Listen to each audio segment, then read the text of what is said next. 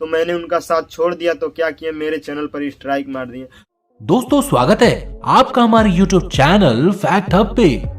दोस्तों आप सब तो जानते ही हैं कि जब से खलीलाबाद के भोजपुरी सिंगर द्वारा विष्णु राज को धमकी दी गई है, तब से मानो विष्णु राज की रातों की नींद ही उड़ गई है। साथ ही दोस्तों विष्णु राज को अभद्र गालियां भी दी गई हैं, जो कि बहुत गलत बात है। दोस्तों आपको बता दें कि विष्णु राज कॉन्ट्रैक्ट के बाद कहीं और काम नहीं कर सकते थे, पर उन पर उस सिंगर द्वारा काम करने का दबाव बनाया जा रहा था।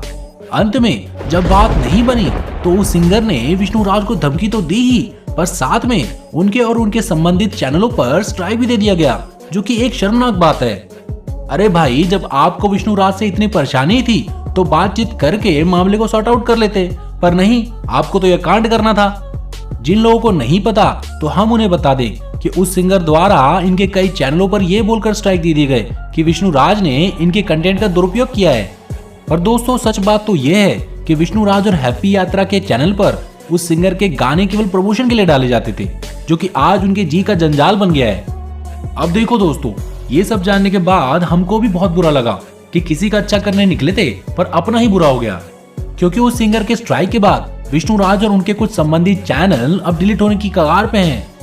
हम तो उन सिंगर भाई साहब से इतना ही कहना चाहेंगे कि भैया हो तो आप सब एक ही इंडस्ट्री के, तो ऐसी हरकत क्यों?